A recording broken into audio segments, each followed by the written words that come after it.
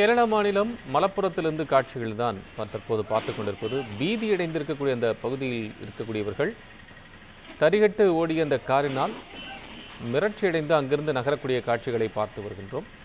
விவரங்களுக்காக செய்தியாளர் ஹேமலதா இணைப்பில். ஹேமலதா, என்ன ஆயிற்று? எதனால் அந்த காரினுடைய திசை திரும்பியது? என்ன விவரம்?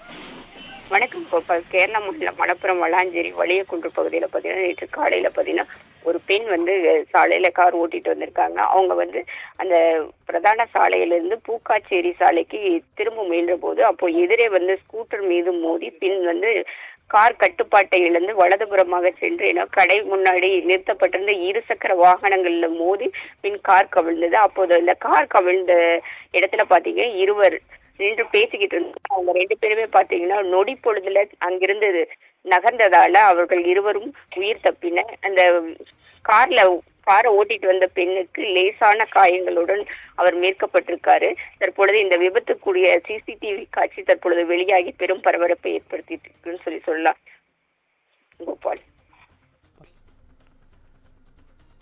அண்மை விவரங்களுக்கு நன்றி ஹேமலதா.